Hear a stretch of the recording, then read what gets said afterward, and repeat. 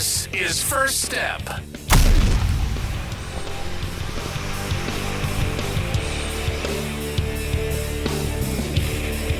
Hey, everyone. How's it going? Welcome to the First Step podcast. My name is Kevin.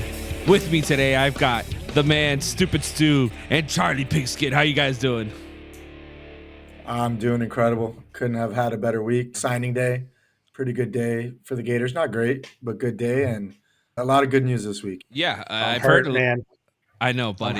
Talk to me about it, Stupid Stu. How are you feeling? I'm hurt, and I'm ready to plant a fucking flag right in the middle of Washington, D.C. at that committee room. These guys are idiots. All right, but before we get into it, I want to talk quick little update here. Rivalry week. It was a hell of a week.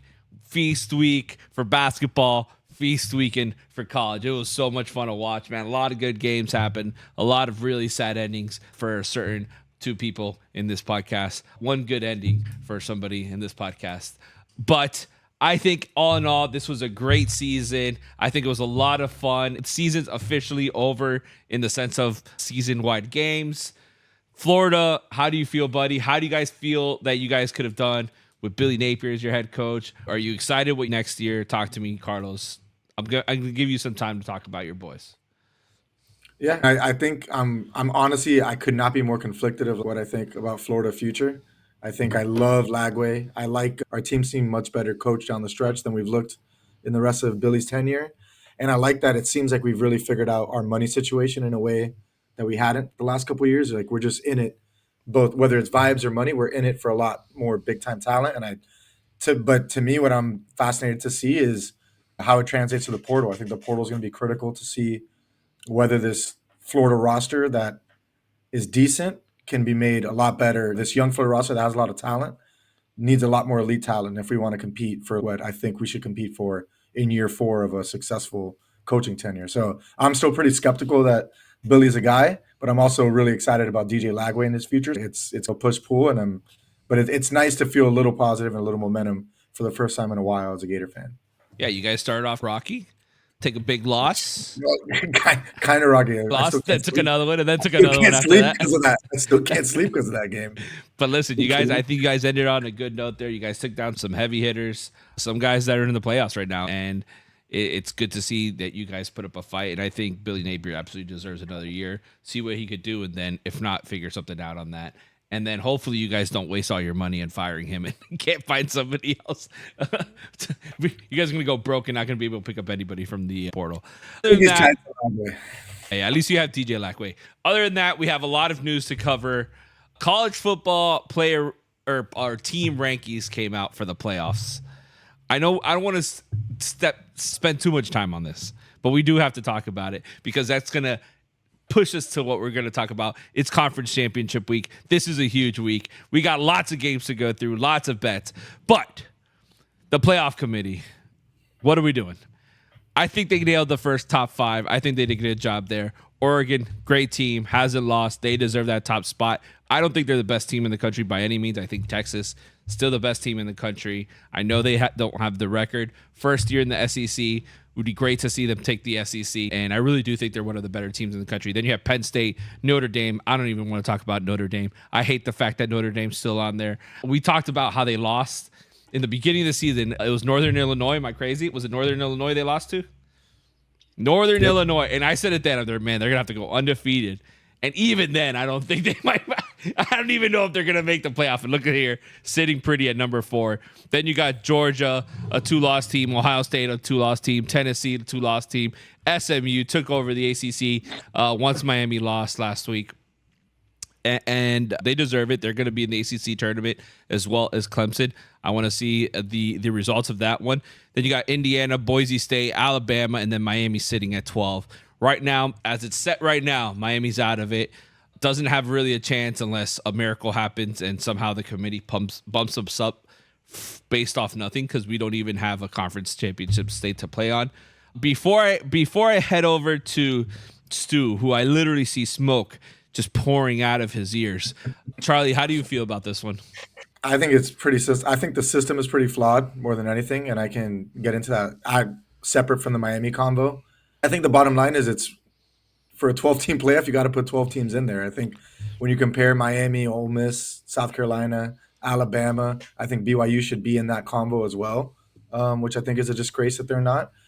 The bottom line is those are all extremely flawed teams with really thin resumes.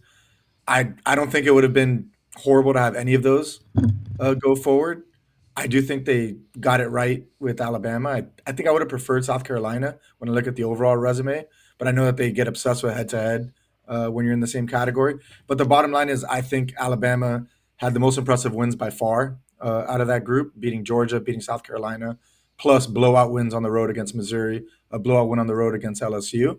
And then, yeah, they had horrible losses, which is why I think I would rather not see them even have a chance to win the national title.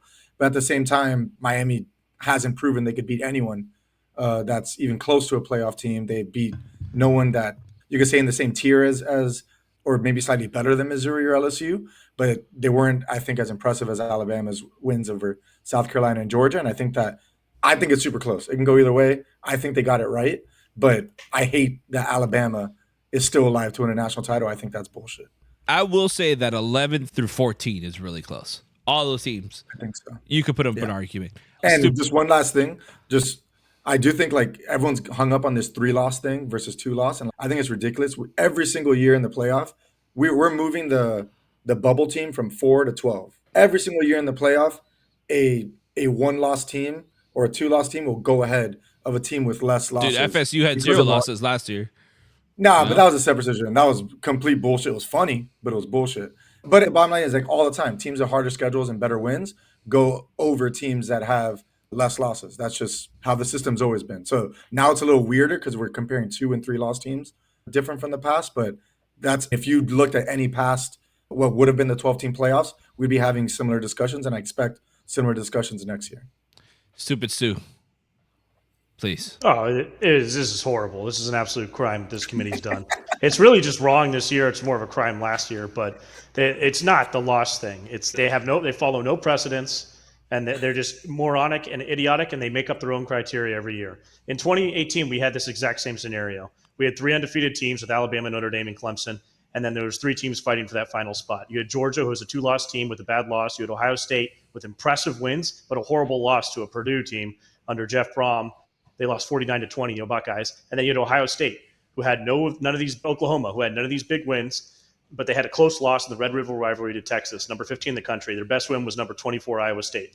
Ultimately, despite the weaker schedule, Oklahoma earned the final spot and got in. And now we have no precedence. Does this sound like a familiar situation to you? Sure, that was for the 4th spot, not the 12. And you could totally argue that the 12 is not going to win this thing because 11 through 14, we all know all these teams are flawed.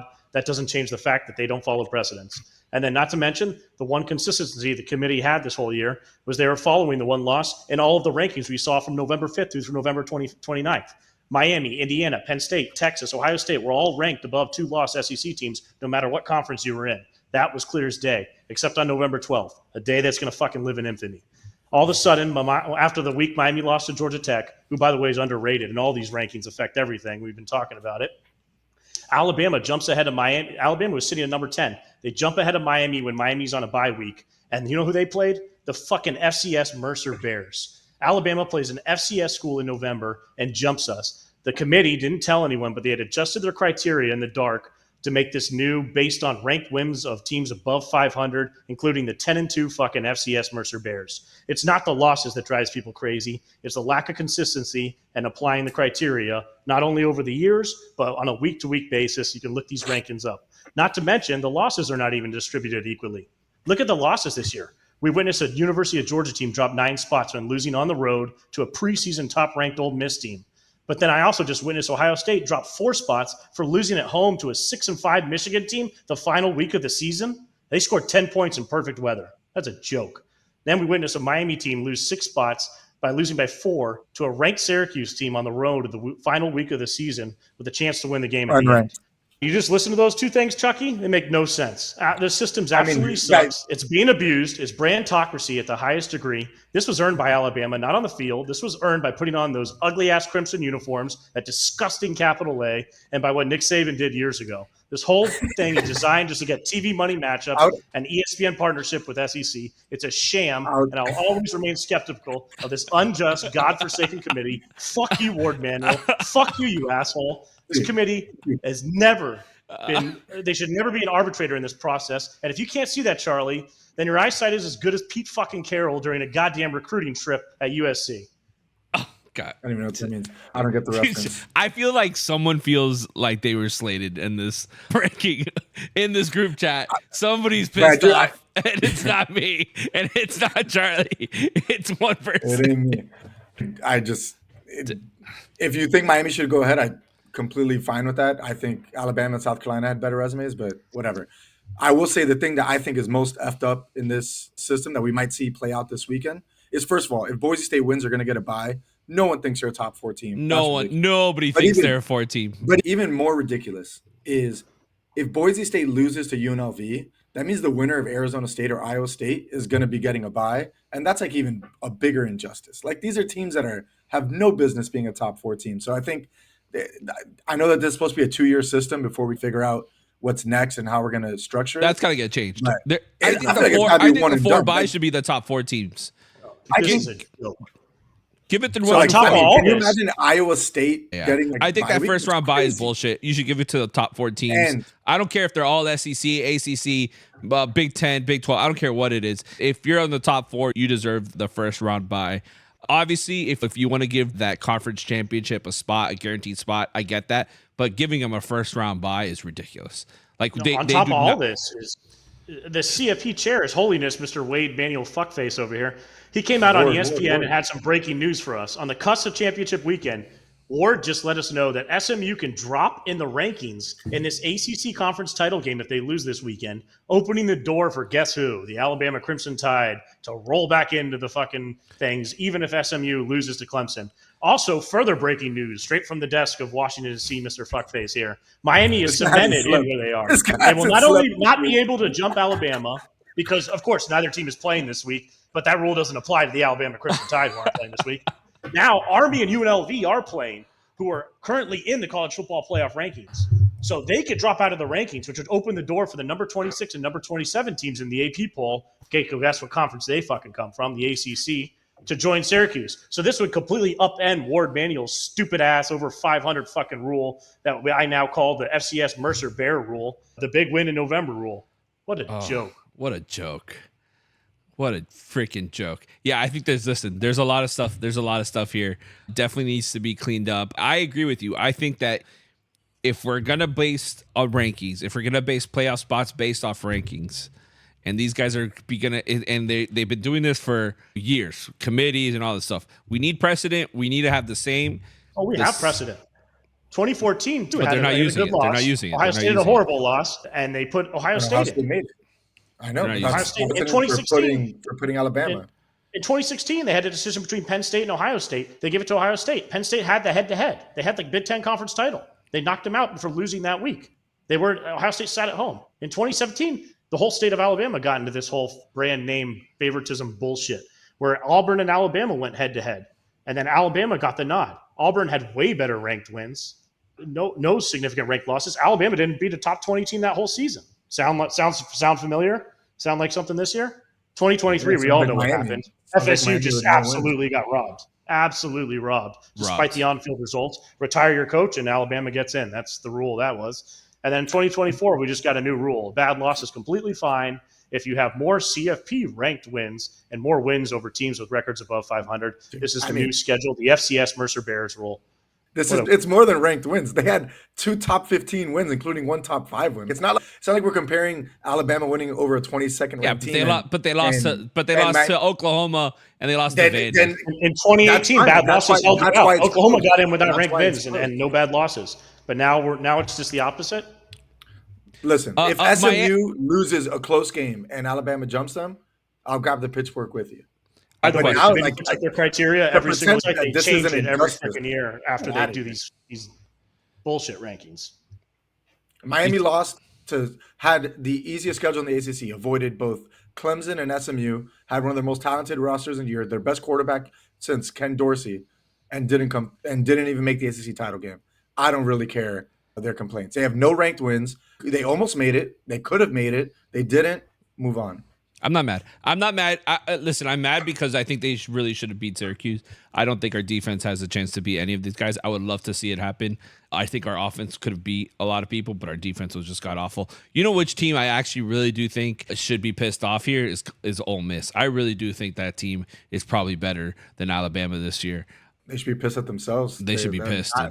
I agree. I think they're the best team. I think they're the best team that kind of got left out. It's not the eye test, pure eye test. Yeah, pure eye test. I'm talking about Miami, just and they got robbed by the bullshit committee ranking Mizzou number 19, despite losing fucking 34 Missouri. to fucking nothing. How is Missouri still Missouri's even never on left there? the college football playoff rankings. What are we doing?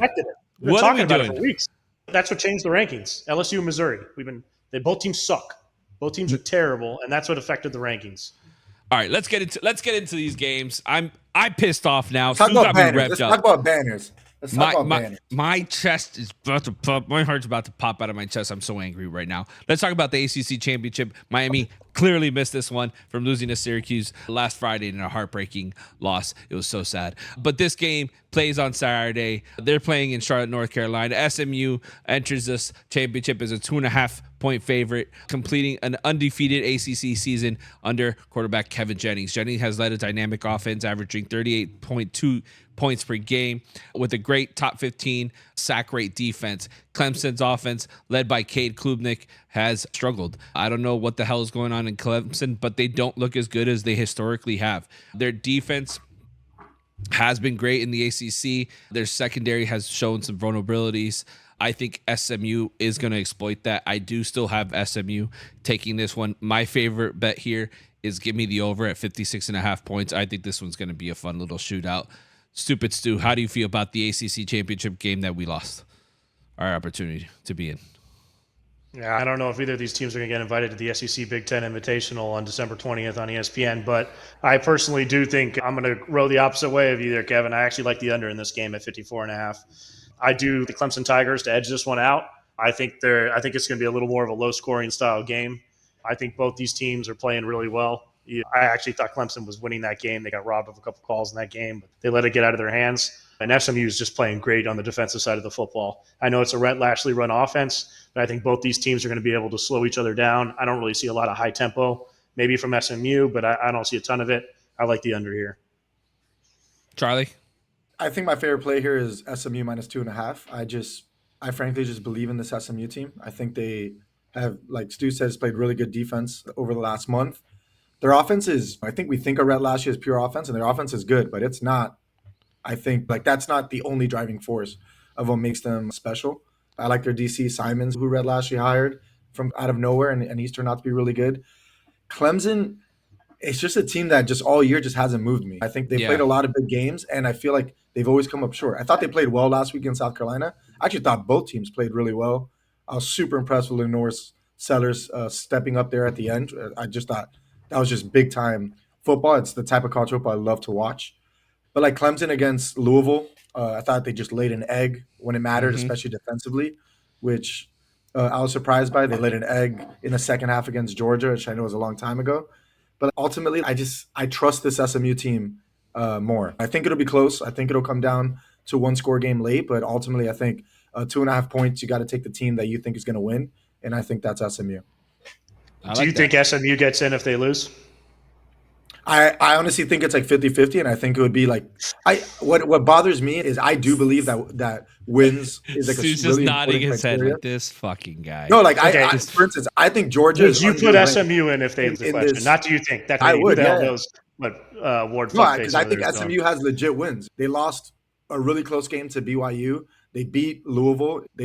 I just think they have Miami beat wins. Louisville, but you didn't give us that one. Yeah, but Miami has two worse losses than whatever SMU has. SMU would have losses to Clemson. SMU is a way weaker strength of schedule than Miami. They haven't played a big game since October 5th. Louisville was away too. Louisville was away too for SMU. They also won away. That was the last game they played, October 5th. I don't want to be a dead horse, but you know what the real issue is here, right? That Florida sucks so bad That would have been a fun little one for us. That would not even harping on that. I give credit for. Games. I thought Miami's most impressive win was over Florida, and they deserve credit for that. And that matters. I'm saying SMU has not been in a big game in over a month and a half. Clemson, this program's been in big games over the years. And you were just mentioning you trust this SMU team. I do too on the defensive side of the ball. I'm not sure I trust the entire team in this moment against Clemson. I do think Clemson's playing well, and I think Chucky was right. I think Lenore Sellers won that game. I'm not sure SMU is going to be able to do what Lenore Sellers was able to do last week. He broke like 22 tackles, I think, on the stat sheet. Yeah, I think if you love Clemson, your best bet is the under on the SMU total. If you really think there's a game Clemson controls, because I do think their defense can slow down SMU. But like the thing with Clemson big games is that this year when they've had big games, they've not come through. I thought last week was the best week they played, but that's my worry about. I don't see the same Clemson DNA in this team as in the past. I think you've seen Clemson's talent slowly get atrophied from what it was at the end of last decade. And I don't trust Cade Klubnik the way I did those last quarterbacks. So I don't think this is the same type of Clemson team that comes through and just kicks everyone's ass in the ACC title game every time that they're in it. I agree with you. I don't think Clemson's the same as they used to be, and I don't really trust them in this game at all. Big Ten championship, next one up on the slate here. Penn State versus Oregon. This one's also on Saturday at 8 o'clock in Indiana. In Indianapolis. Lines came out at Oregon at 3.5 with 49.5 points. Big Ten championship, incredible game. Oregon against Penn State, clash of strength on straight. Oregon's favored by 3.5. Boasts great attack with Dylan Gabriel, who we talked about before. Incredible quarterback. I think he's really stepped up in the second half of the season. Really started coming to his own. He's thrown for 3,240 yards, 27 touchdowns. They rank top 8 nationally in both offense and in defense, allowing just 13 points per game. Penn State relies on its great defense to stay competitive, but Drew Aller has struggled in big moments. Aller has heavily relied on tight end Tyler Warren, and the passing game has failed to stretch the field against quality opponents. Personally, in me, for this game, I like the under of 49.5 points. I think Oregon's going to get the early lead and shut down this team. Stupid Stu, how do you feel about this one? Rowing again the opposite way, Kevin. It's one of those weeks. I like the over here with Penn State, Oregon. I can see the under because Penn State's defense has had some of these games where they play really well. But I just think Oregon's offense at some point executes so well that you could play great defense, but this is going to be one of those games where you actually, to me, this is actually 2 top 5, top 6 teams. To win these games, you got to find a way to 30 points. I think you're going to see with Penn State a whole lot of Tyler Warren, and they're going to try and punch it in the end zone when they get inside the 20s. I like Andy Kotelnicki's offense. I like his way to generate points. I think these receivers can do a little bit more on the perimeter against an Oregon defense than maybe Ohio State allowed them to do. And I think you're going to see a little more points here. As far as this battle, it's a battle of the coaches who have not won a big game to save their lives. So one of them right here gets a win. And it's also a battle of the 2 best tight ends in the country, in my opinion, with Ferguson and Tyler Warren going at it. This matchup is pretty awesome to see a Big Ten matchup without Ohio State. And I'm leaning with the Nittany Lions with 3.5 with the hook in a winnable game, and I do the over. Charlie, before I send it over to you, how do you guys feel about how the Ohio State lost? That was a big deal. It's my favorite thing ever. And like, I'm not an Ohio State hater at all. That I've spent 3 hours a day since that game just reading Ohio State people's Twitters. It's like my favorite thing to do. Just Buckeye fans. Oh my God, dude. Just Barstool Tate and all these like Ohio State super fans. Like just how sad they look is so funny. You know what it reminded me of? When North Carolina ended Coach K's career with those wins in his last home game, the ACC tournament, and then in the Final Four. Those are wins that I don't care what happens in the future in the rivalry. You don't get over losses like that. Yeah. You don't get over those games. That was beautiful. They crushed their dreams. All right, go ahead, Charlie. How do you feel about this game? In 2014, though, Ohio State lost to a 6-6 Virginia Tech team. TCU lost to Baylor. I love it. On the road. Number 5 team in the country, Ohio State got in. In 2016, Ohio State lost to Penn State. Didn't even play for the Big Ten title. They got in. And then what happened in 2024? Ohio State lost to Michigan on their own field, got a flag planted, and they dropped 4 spots while everyone else dropped 7 or 8. Dude, what else did you say? They're going to get the easiest path. They're going to get the easiest path. They're going to get straight to the championship. And then they're going to get there, and then people are going to be like, oh, they made the championship, so it's justified. That's not how that works, but that's what's going to happen. That I agree with. Oh, stupid Stu. Go ahead, Charlie, go ahead. To take it back to this game, I like Oregon. I think I might be a little bit thrown by how well they're doing in recruiting in a weird way, because I just think Dan Lanning is someone who gets it as much as anyone. I think Yes. it's the same way I felt about Kirby Smart after his first year at Georgia, even when he only went 7-5. I saw that recruiting class and I was like, damn, like that made me scared of what was coming. But they have the highest average recruiting rating for recruits this year. Top 5 overall class when you look at quantity. They won And today. bottom line is They did great. They did great today. Yeah. yeah, and they got a bunch of recruits. And I just ultimately think I love how he's building his program. I think this is Dan Lanning is just an absolute sicko. He's just a lunatic. And I think he's gonna have them ready to play. I think we've seen James Franklin just turtle in big games. I did bet the over earlier this week. I kind of tailed Stu. The one thing I still like the over, but the one thing that's pushed me off it a little bit is just looking at Penn State in big games. They seem to really slow down the tempo and have lower scoring. Mm-hmm. But ultimately, I think if they're going to have a chance to to beat Oregon, they got to keep up with the Wilstein offense and like really score. I got to imagine that we know Kotal Nicholas to drop trick plays. I assume you're going to rip them out right here. James Franklin, though, has won some games for this Penn State team this year, though. Minnesota, they were really struggling. He decided to fake punt. He also did an onside kick coming out of the halftime. He's put his little bit of guts. He showed some guts this year. I think this is one of those years we saw it with Harbaugh. It was just he can't win. And all of a sudden, the writing was on the wall. I really like James Franklin in this matchup. I'm actually concerned because Lanning's doing so well in recruiting. I'm like, is this guy coaching? He's out there calling kids all day with how well he did. I think my concern. No, sorry. Go ahead. No, go, Charlie. Go.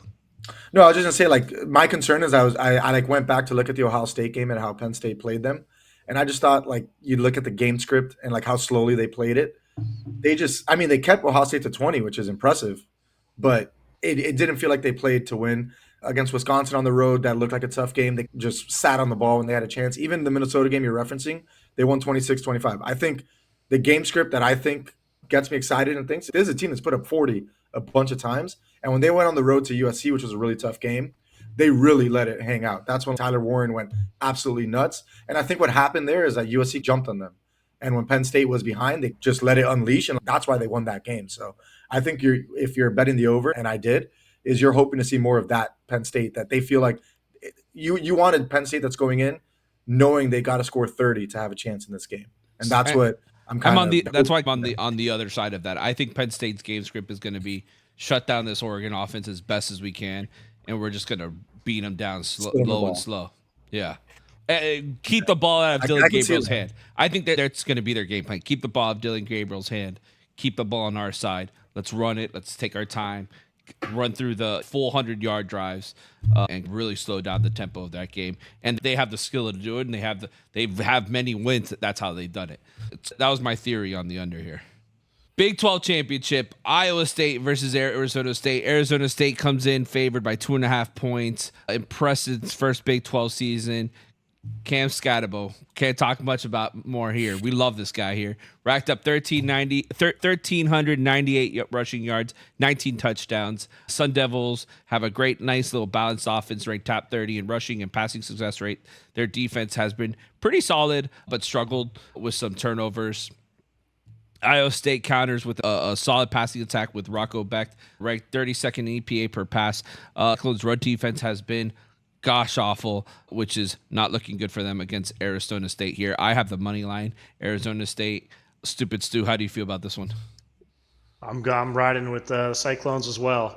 I love watching Kenny Dillingham this year. I love Cam Scatabo. I think you're going to see a heavy dose of him. But with Jordan Tyson out, I don't know if there's enough firepower on the perimeter for Arizona State to really get a whole lot of points and win this game. We've seen their offense kind of stall out too. We saw it a little bit in that whole BYU loss. They jumped out early and then they couldn't really get moving. And Jordan Tyson, their receiver, he's all their production. He dominates their target rate, their catches, their touchdowns, everything, yards, and he's out. He's hurt. So I just think you're going to get a little more from Rocco Beck. I like the Niels. I like the whole receiving core there. I think they're going to find a way to win this game. How do you feel, Charlie? So I don't know if you know this, but there's this guy named Lancelot Capability Brown. His nickname was Capability. And I'm channeling his 18th century energy this week. And what he was famous for was for gardening. And I'll be hedging my preseason Iowa State Big 12 title pick. And I'll be betting Arizona State money line, even if I do have a slight lean. You're the to worst person here. Iowa State. You're the worst person on this. What are you doing? I gotta hedge it. I will tell you. I will tell you. Pick, and I am not hedging. I am doubling down. Double down, I think baby. I think I put more units than Stu did. This was one of my babies in the preseason. Don't worry, I was planning on hedging out all this money I had on the Hurricanes that just got robbed by fucking Ward. I think a lot of those bets weren't cashing regardless. Oh, listen, I also like the over, by the way. I like the over in this. I don't know. I don't even want to Iowa State's defense is not good. It's pretty bad. Not good. I think the points were at 51. I don't know if those lines changed. I think it's down to 49.5. Okay, so yeah. Kenny Dillingham might be the only guy who's running hotter than I am right now. Man, he was not having it when they had that rush the field incident. He's fun to watch, man. He is not. He's not happy about it. He'll be the Florida State head coach in 2026. Is that the plan? Yeah. Oh man. Before I go anywhere, you saw that Ray Lewis might be up for the FIU role. FIU or FAU? FIU. I heard him for FAU. How do you feel about that, Kevin? Firing McIntyre? Yeah, he sucked. I think he had 3 straight 4-8 seasons. He had some injury issues this year. Whatever, bro. They were hot garbage. That's because you didn't watch any FIU game. You only saw one. But listen, Ray Lewis at Pitbull Stadium, that's good time. That's a good time. I don't care what your name is. You watch that game just for the vibes. I got some more names for you though. I got Monty Don, Gertrude Jekyll, Chris Beardshaw, Charlie Pigskin, Alan Titchmarsh, just famous gardeners from history. I hate everything about this hedge. I hate everything. Arizona State. We both did Arizona State, man. We're backing you, and you're here hedging. I got to hedge, dude. You got to hedge. That's a smart play, but it also breaks my heart. All right, SEC championship, hands down, probably the best game that we've got going on.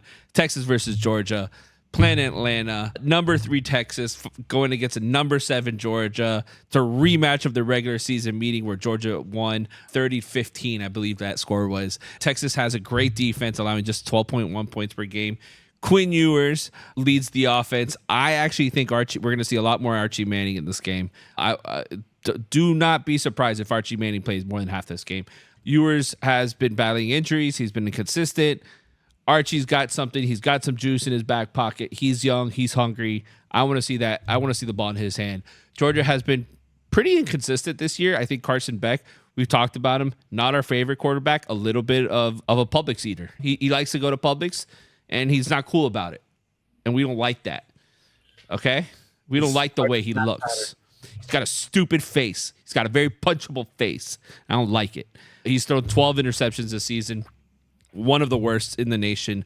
Their running game with Nate Frazier and Trevor Etienne has been a little bit underwhelming. Trevor Etienne's been the strong one there. I don't know if he's going to play this game. I think there was, he's not playing. Yeah, I think there was conversation that he wasn't going to play this, so that even hurts even a little bit more. I like Texas here, but my favorite bet here is the under at 49.5. I just don't think either one of these offenses are going to make it. Charlie, how do you feel about this one? My favorite bet of the week is that under. I think Stu was on it first. I took it. I peeked over, took it off his little test. Went over the garden, went over the fence in the garden and peeked. Yeah, I went over the garden, peeked over, saw it. I was like, ooh, I like that. I like the way he bubbled in that Scantron. And the more I look at it, the more I like it. I lean Georgia in it as well. I just think Georgia's better. I honestly think there should be an argument for who should be ranked ahead of each other because I'm partial to wins mattering, and I think Georgia has a really impressive collection of wins. I'm not kidding about that. This is not like Georgia has won a lot of. I think one thing that Stu was saying about inconsistent committee is you can't say Texas is your second best team when you're looking at it, unless you're going to look at it as a pure strength of schedule metric where you're really ranked wins. No ranked wins. Yeah, if you're looking at just like the median team, like their schedule is not soft, but it's also like they just don't have impressive wins. Yeah. And I think Georgia has really impressive wins with not horrible losses at all. So I give more credit to proving you can beat great teams, but that's also a little bit of me used to the college basketball criteria of which is not as easy to export to college football because there's just less games and less data points. I just think Georgia's better than Texas. We saw that. I think even with all those turnovers, only I think 45 total points were scored in that first meeting. And I think Sark, one thing you've seen with this Texas offense over the last month is that when they score, they're really scheming guys open. Like you said, Quinn Ewers has not been able to just put them on their back, put that team on his back. And even Archie's come in and been good, but not great, and we haven't seen enough of it. So yeah, I like the under here, especially the Texas specific under if you want to get a little cute with it. Stupid Sue, how do you feel about it? I think both these teams stink at this point. It's just been clear all year. Georgia looks awful. They got manhandled at Georgia. It wasn't like they turned it over. They got manhandled by Georgia Tech last week. I couldn't believe what I was watching. They got pushed off the ball. Georgia Tech ran the ball right down their throats. Carson Beck's the same Carson Beck we've seen all year. He's just not that good. And then they drop the football when he does throw a good pass. Kirby's coaching his heart out there. It reminds me of that bad Nick Saban team that lost 3 games, and you saw Nick Saban just going crazy every week. It's been this team all year. They're good up front on the defensive line, but their offense cannot establish itself. They can't block that well. The run game does not exist. I do think Frazier and Etienne are good. Obviously, Etienne's out, but it doesn't matter because the O-line doesn't open up holes. The receiving core is inconsistent. I'm not a big fan of Georgia. And Texas has a lot of the same issues. A clunky offense. I think Texas is a little bit better. A clunky offense. Offensive line struggled last time in this matchup. I expect them to have a little bit of a better game plan and performance there. I do trust Sark in that sense. But the lack of depth at running backs with all the injuries to Texas, I think this is a game that catches up to you also. They're going to have to use their tight end a lot. He's a really good player. They do have some good receivers on the perimeter. I think they're a little more talented in the skill position than Georgia right now. I will give them the edge. They do have a good defensive line and a little better defense. So I think Texas has an edge here. I love the under. I think both these teams are just not that good. And I do think you're going to see a heavy dose of Arch Manning just running the ball for 3 yards because this is going to be just an ugly game. It's also the only game at 4, so you're forced to watch it. You're forced to watch Sankey and his bullshit. I hope he's happy with all of the pressure he did. But this is really not a very exciting game. What do I hope? I hope Texas wins 220-0. Carson Beck breaks both his legs and Miami gets in. So we can watch Cam Ward, not this. I have to say, it's so funny. The Miami fans acting like. Stu, I watched Georgia play last week. I don't know if you guys. I saw the whole game. It was awful. It was really hard to watch. I feel like you're salty, man. You're giving off salty vibes. I don't know if I don't like either of these teams. I think they're both grossly overrated. Oh, listen, I said it from the beginning of the season when I did my pre-early thing. I think Texas is one of the best teams in the country. I thought their offense was going to be better. I did think their offense was going to be better. They're the one I think's better. I think they're better than Georgia. But I take all 4. I take all 4 Big Ten teams over all these teams. Maybe not Indiana over Texas. I'd probably take Texas there. I'd take Oregon, Penn State, and Ohio State over all these teams. Interesting. All right, let's go into the Mountain West Championship, UNLV versus Boise State. This is actually a very interesting game. I think one's going to be an absolute shootout. Both Boise State and UNLV are trying to win this game. They're trying to get that playoff berth. Boise State has been dominant at home, averaging 47 points per game during the regular season. UNLV has averaged 33 points per game on the road since 2023. In their October matchup, 29-24, Boise won, had 53 total points. I have the over here at 58. I think Ashton Gentry is going to go nuts here. He's vying for the Heisman spot. He wants it bad. I think they're going to repeat as conference championship. Boise State's going to take it here with the over at 58. That's all I have to say about it. Charlie, how do you feel about this one? I like the over, and I like UNLV. Oh, so you're with me on the over, but you think it's going the other way. I'm taking the points at least. I think it's going to be really close. I thought last time they played, they combined for as little points as they possibly could. I think Genty probably had his worst game of the year. Yeah. I thought the passing game for UNLV wasn't as sharp as they usually are. And obviously you have to adjust for some teams usually play a little tighter in championship games. But I do the over here, and I think it's going to be the game of the weekend. I think Boise State's pretty overrated. Getting ranked at 10th is I don't get it at all. And I think UNLV is just as good as them, to be honest. I think it's a very even matchup. I'll take the 4 points in a neutral field. Is it neutral actually? Is it? It's in Boise. Boise. It's the worst part of this game. Boise. I still like the points. I think to me, I have these teams handicapped as dead even within a point. Give me with the points, give me the over, and let's sit back and watch it. I wish this was a standalone game. Stu, how do you feel about it? On the committee side, it's ridiculous that Boise has to play if the field's already set. But aside from that, this game is actually really exciting, besides the fact we got to watch that damn blue Boise field the whole time. This is an awesome game, a rematch. It was a good time the first time they went up against each other. I lean with you guys. I like UNLV. I might row with you guys on the over there. I never Don't sound like surprised. the second time matchups. I think is going to be a big advantage for Barry Odom. In the first matchup, Ricky White was not able to get involved, and he's like the guy that makes the difference in that UNLV team. And Haj Malik Williams has been great for them the whole year since he took over. Pretty good passer, adds to their run game of that committee of backs. And then Boise, we've seen like they had this elite pass rush to start the year, but then the last few games they've been a little sloppy in their tackling. They won close to Nevada, San Jose State. Even that Oregon State game was ugly. I just don't really like what I'm getting out of Boise. I'm leaning UNLV here. I'm probably going to make it a play, and I think they need to get Ricky White involved. I think they will. I think Charlie was right. That first time they played, there was a lot of they moved the ball. There was a lot of sloppy plays, the points left on the field, it felt like. So I could see that kind of over happening, especially with the way Boise's tackling in space. The only thing that scares me here is that damn blue field. That damn fucking blue field. That is Yeah, a crime it's against a huge my advantage. eyes. Yeah, I hate it. I hate watching it on TV. It looks awful on TV. What are we doing here? What are we doing as college? They're I here. love it. I like that not every team has it, but I like one team having it, just something a little different, a little tradition. I'm a sucker for pageantry. Might Sucker. not matter because UNLV is 6-0 on the road this year. Second time in program history with 10 wins, highest AP ranking ever. I like buying into UNLV right Dude, now. What if we do a little against the spread? So we'll do V covers, but the over on the 58. What's the spread? I think it was 4. Was it 4 earlier? Okay. And you guys both like the over? I'm considering it. I like the over. Yeah, I like the over personally. I like the over. That's my favorite bet. That'll definitely be a play for me at least. Same game parlay, I'm in. A little SGP. Oh, Let's do it. We're gonna set it up. All right. I love it. Next game, standalone game, means nothing for college football playoffs, but it means everything to our hearts. AAC championship. And before if stupid Stu, if you're gonna piss me off. Tulane versus Army.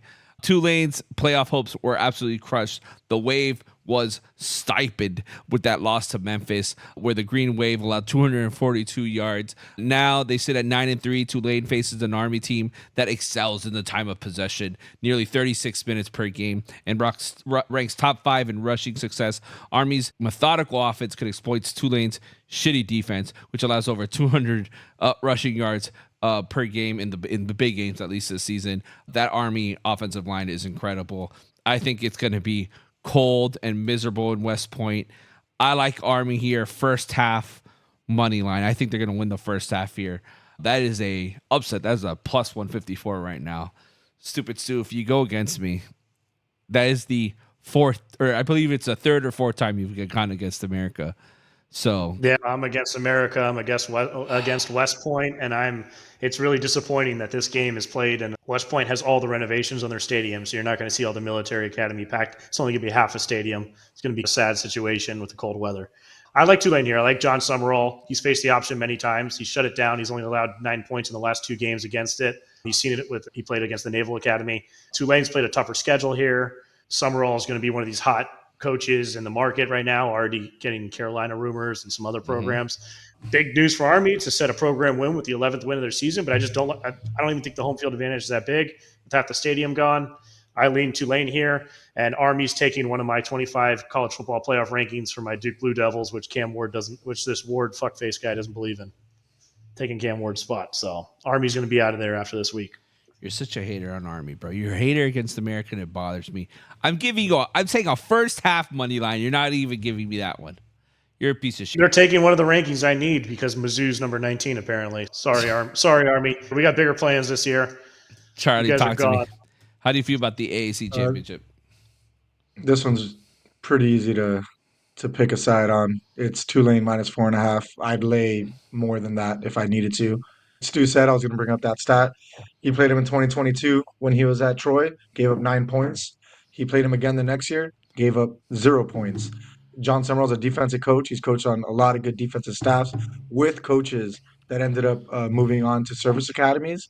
And he's someone who understands how to coach against us. Now, the only thing that gives me some hesitation on it is that both of those games were during the season, where he knew before the year he was going to play an option team. So you're able to install things in the offseason and kind of coach to it throughout the year, because I don't think that's necessarily easy to coach to and install it within the same year. But I trust Summerall's back. I think Tulane has a talent advantage. and I think they have a defensive coach that'll be ready for the system. You guys are scumbags. You guys are absolute Contra scumbags. patria.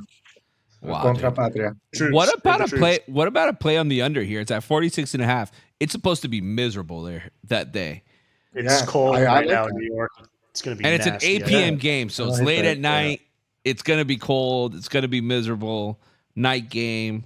What about a play on the under at the 46.5? There's not great offenses either. I don't hate it. I hate that. No? Tulane can push the ball down the field a little bit, though. I don't know how much they will this game, but I do agree with the weather play. If it's a weather play, I got to see it right up to kickoff, though. You make that play, and then it's not that bad. And Keep it in mind. Let's keep that in mind. Let's keep that one check in for day of. All right, I'm opening up the championship. game day weather right now. Sunbelt Championship, Marshall versus UL Lafayette. Louisiana here is 10-2. It's a 4.5 point favorite with backup quarterback Chandler Fields, who has filled in for Ben Woodruff. Not bad. 75% of his passes have been completions. Marshall has QB Braylon Braxton. He's a dual threat, runs and passes, 1348 in passing and 578 in rushing. Louisiana's offense ranks top 10 in points per drive, but their defense is pretty much one of the worst in the country. I think Marshall coming in the Sun Belt Championship with big momentum. They have an 11-1 record against the spread this season. I like Marshall here at +5. I think they're going to take this. I think they got Mike Green on defense there. Leads the nation in tackles for loss at 21. Give me Marshall at +5. They're going to turn this around. Stupid Stu, how do you feel about this game? I'm rolling with you. I like the Thundering Herd +4 too. I think this is a winnable game, and I like how Marshall's really playing. It's going to be tough for Marshall to stop the run. I think that's the big focus there when you're going up against Louisiana's offense. But I like how Marshall's been able to run the ball the last few weeks. So I'm leaning with the Thundering Herd. I like that you're catching points here, and I'm fading Sunbelt Billy's old team. I like that one. Charlie? This is like the one game I feel like I don't really have a play. I know that Louisiana's looked like the best team in this conference this year, but other than that, I just don't know these teams well enough. So with that, I'll tell you guys, let's go Marshall. I love that. Just jump on, baby. Jump on because we're sinking. You got room for one more? We got room for one more, baby. Anybody to roll.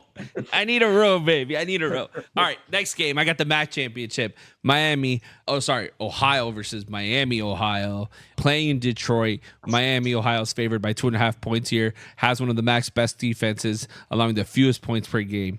Brett Gabbert leads that offense. Outpaced Ohio 30-20 in the regular season. Ohio enters in a 5-game winning streak. Remember, we're talking about Ohio University, not Ohio State. Fueled by a strong rushing duo with Tyus and Navarro, who both have combined for 21 touchdowns. Miami's run defense is going to have to try to control that, and I actually don't think they will. I like Ohio here at +2.5. Give me the points. Give it to me all the way through. But still, how do you feel about it?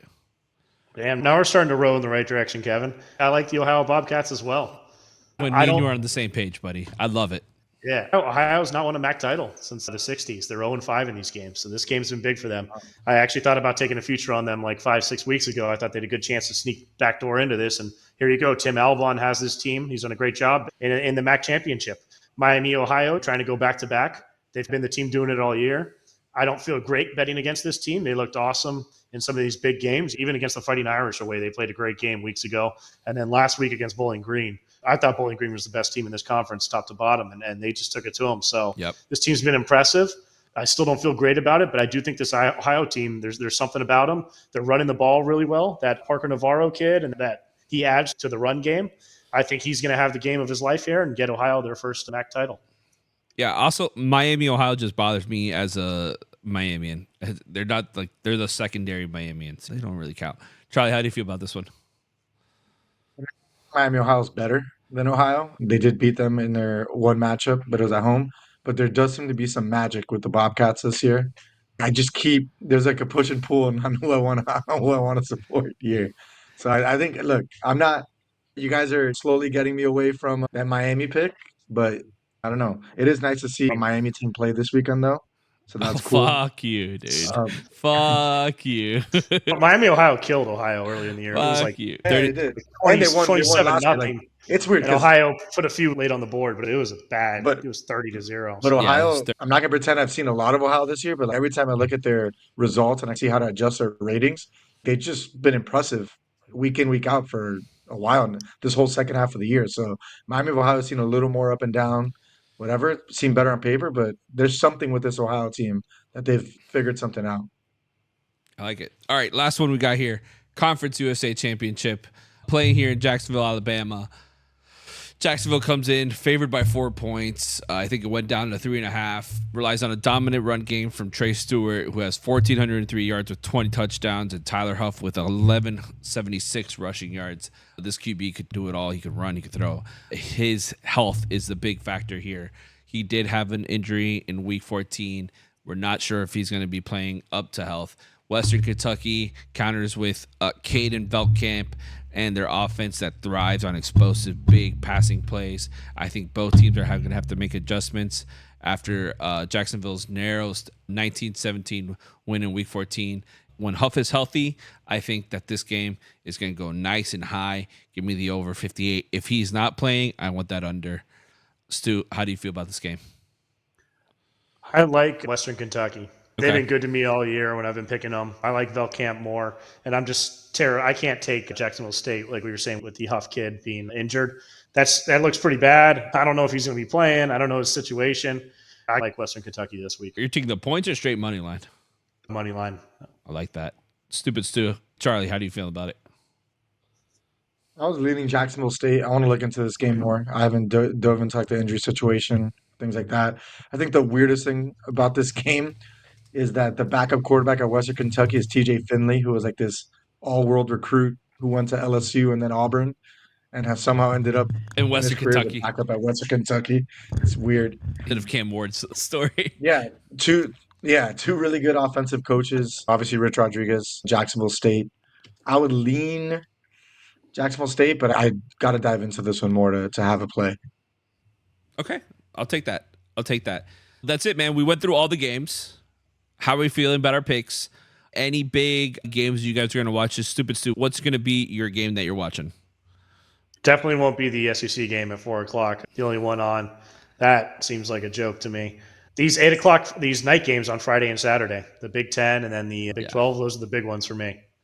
Yeah, I like that. Charlie, how do you feel about these games? I think the Big 10 is the best one by a mile. Honestly, UNLV Boise Friday night is the game I'm looking forward to the most. I think that's the funnest game. It has the most stakes, in my opinion. As far as obviously ACC game, you can say has similar stakes, but there's UNLV has a chance to do something that I think you can't really expect to do year in year out at UNLV, and that's make the playoff and really make a name for yourself. So I think that'll be, and they're just two fun teams. So that's the game I'm looking forward to the most.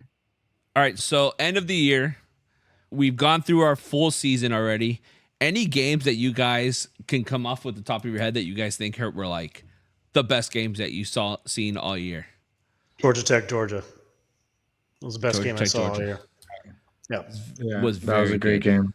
I just think for the storyline, Vandy beating Alabama was just fun. That was a really awesome. fun watch. That was like a really cool thing to see Vandy kind of take Alabama out. This is a team that's just beat up on you for years. For me, it was no. That's a great call, both of you.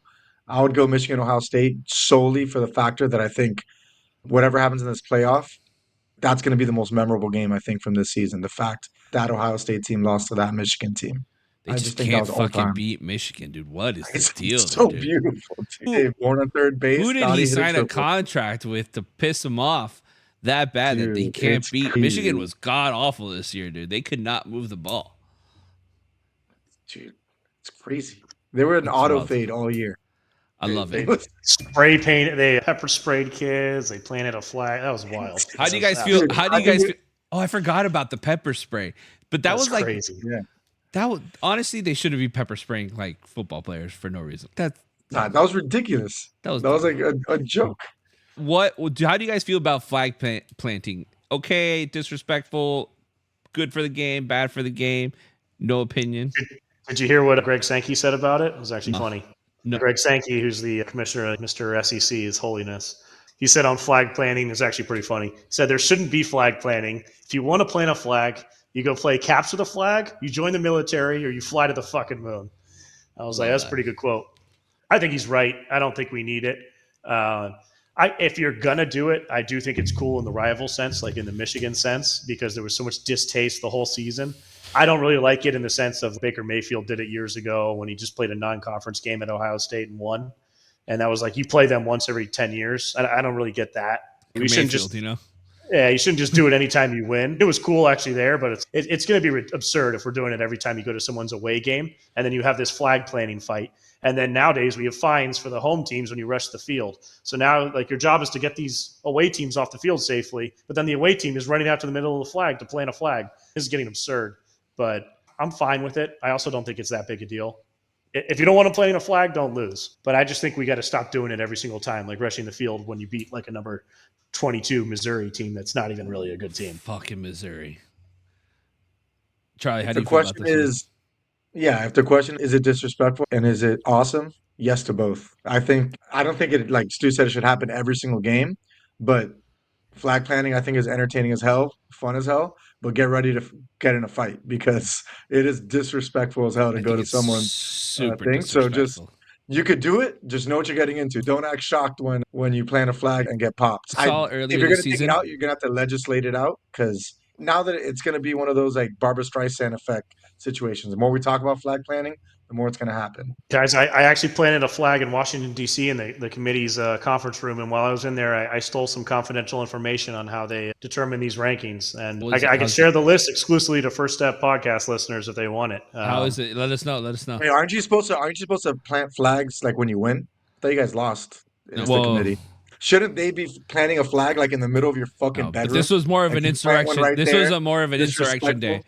This was a more January 6th flag planting. Stupid Sue, go ahead.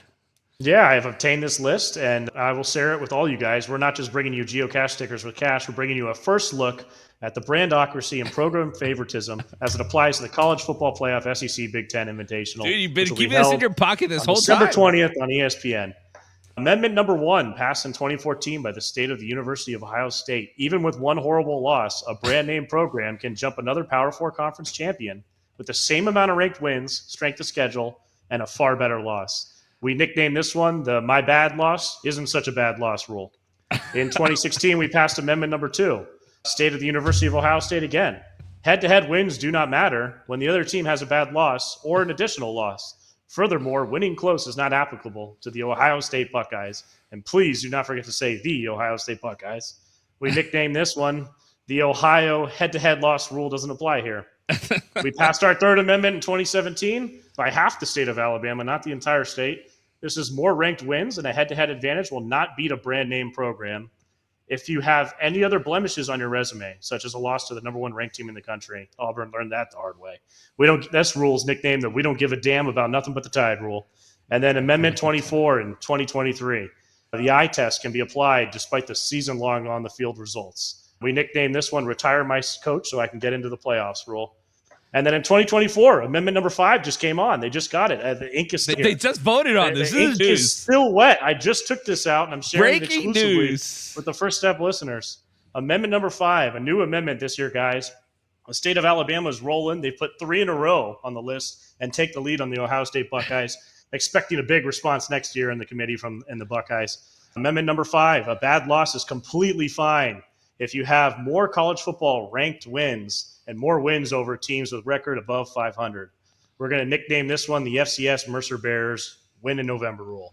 So the stay Mercer tuned to Bears those. Win in November. SMU, watch out. You guys are in big trouble from Amendments 1, Amendment 3, Amendment 4, and Amendment 5. Watch out, and Ward will fuck you. Dude, if SMU gets left out of this playoff, that's rules for fight. So that's 3 days away, 4 days away. Listen, guys, I think UM's got to get their logo up. Hey, we need our logo somehow. Get that a little stronger. Sounds like not a big enough logo. I feel like we had a dynasty for so long, and we just don't have that. It wouldn't happen to the Gators. We wouldn't honestly, Notre Dame versus UM would have been such a great game for everybody. You kick the season off next year too. It would have been great ratings. That is historical rivalry, right? Notre Dame versus Miami would have gotten their ass kicked to Notre Dame, though. I know, but it would have been fun. It would have been fun to be there. You know? Look, this was wrong. This wasn't like an injustice like they did to Florida State in 23. This was just a bad decision. That doesn't change the fact that Mario absolutely shit his face losing, should've going won. 1 of He 2 with 3 games down the road, and then being up 21-0. It doesn't What are we change doing? the fact What are that we doing taking the ball out of Cam Ward's Mario, hand? it doesn't change the fact that Lance Guidry is a fucking idiot. It doesn't change any of that. Kev, I got one last thing I want you to tell me. I'm just going to read you off the future odds for the teams that are expected to make the playoffs, and I want to know which one you think has the most value. If you were to place like a future bet right now, you ready? Yeah. Oregon plus 350, Texas plus 425, Ohio State plus 450, Georgia plus 475, Notre Dame plus 900, Penn State plus 1,000, Alabama 1,500, Tennessee 1,600, and SMU plus 3,000. You mean to win the title? Yeah, this to win the title. The Are national title? do any of those? Yeah, I like Notre Dame plus I like 900. Notre Dame. I think I thought about it a lot. I think I'm going to bet Oregon plus 3.5, plus 350. Like 3.5 to 1 seems a lot longer odds than I would best expect. value? Yeah. What was Texas? Oh, 4 to 1 basically, plus 425. The thing is, Notre Dame doesn't have a bye, so they're playing twice. They're playing. I'm trying to think of teams with buys, so that's obviously the They're going to play But a Notre bad Dame will Alabama likely, team. Notre Dame will likely be playing the Big 12 champ and Boise State in their first 2 games. Most likely, it could they have change Elizabeth. if Oregon loses. They take the 5 Yeah, seed. Oregon gets the 5 seed for sure. Yeah. Yeah. Yeah. Notre Dame there. It's just interesting how wide open it is. Obviously, like usually at this point, there's only 4 teams left, so like someone's usually at least an even favorite. So for the best odds to be still plus 350, I think Oregon's is not bad. interesting. Oregon's not bad. Plus 350 is not bad. Yeah, I think I wouldn't put my I whole think it's bank most on it, but likelier someone else wins than Oregon, but plus 350 is pretty long odds for what I think has been the most consistent team this year. my problem. That's the thing with Oregon. They've been super consistent, and we didn't see Dylan that. Gabriel, I can't see Dylan Gabriel being a national champion. That's my I don't issue, see dude. it. I really wish that Ohio State didn't lose because I really wanted to see that Oregon Ohio State game. I really think Ohio State would have won that. I really, in my heart, agree. I really do Yeah. think they would. I mean, they lost by 2 points on the road. It was, that's Yeah. basically I a really think win. Ohio I mean, State would it's have won not. that, and then I think Ohio State would have probably beat them out in the championship. I could see that. Ohio State jokes. But Does Ryan Day even want to play to get a home game? I think he fucking wants to don't. play. That team is shattered, dude. Jack Sawyer like scream crying on the field after that. I've seen it like 1,000 times. It's honestly so funny, dude. You just put They're it on crashing rewatch. out by the whole team. I'm not kidding. I can't believe how many times I've looked up like at 11W to see 11 Warriors, to look up Barstool Tate. All these Ohio State guys just it's Shit all beautiful, over 'em. bro. It's beautiful. Guys, listen, this was an incredible podcast. Lots of info here. Conference championship week. I hope all of our listeners, just check out all these games. Watch as many as you can. Bet responsibly on all these games. Have fun. Enjoy. College football is coming to a very near end, and it's starting to get into the sad times of sports. We're not there yet, but we're going to get there. We do have some college basketball stuff for you on our blog. Check it out. I put up our first top 25 rankings. Super early stuff. First month of college basketball happened. We just got rid of we just finished Feast Week. ACC versus SEC challenges happening right now. But a lot of fun stuff with some info out there. We're going to start focusing on college basketball, finishing up NFL, getting into NBA basketball as well. Make sure you guys follow, subscribe, comment below. Anything you guys want to hear, we love to hear from all of you. You could make fun of how Stu looks like he's in prison right now and like just depressed, and I'm worried about him, and I'm probably going to send someone to check on him in about a day or two. You can talk about how Charlie just looks like a yuppie that you just want to punch right in the face because he's all smug about Miami losing. Even though he's from Miami, he's a hater. He's a hater. He's a Gator hater. He's a hater Gator. I grew up closer to FIU. Hey, at least be an FIU fan. Don't forget to tune into the College Football Invitational. It's not a playoff. It's a track meet invitational. It'll be on December 20th on ESPN. Make sure You got to earn that invite. SEC Big Ten Invitational kicks off right before the holidays. It's going to be great. Super Sue, before we sign off, how do you feel about Tennessee? Yeah, somehow we're behind Ohio State, which is ridiculous. But how do I feel? Tennessee's not winning 4 games in a row to win a national title. There's too many issues in the offense. Still too clunky. They fumble the ball. The O-line's inconsistent. I do think Tennessee has a chance of maybe getting into the semis. They could probably rattle off a game or two. They're a great defense, run the ball, coached all around. Nico's starting to play better too, getting the receivers a little more involved. I just think Tennessee has a ceiling. They're like Texas. Awesome. Listen, guys, let's sign off right now. Make sure you guys follow, subscribe. Make sure you guys check us out next week for our updates on all these conference games. We'll be zeroing in on futures for all these teams, and we'll get into the nitty-gritty of the football playoff, which is the first time we've done 12 teams, and it's super exciting because nobody knows what's going to happen, and we're here for it, guys. Thank you so much. Have a great day. You've been listening to First Step. We told you we don't take this too seriously, didn't we? I'd say we've proven that. Yes, we love sports, and we love sports betting. But we like the funner side, not the stuffy side. We hope you had a blast like we did. If so, make sure to like, rate, and review. We'll be back soon. But in the meantime, find us on Instagram and TikTok at First Step Bets. See you next time on First Step.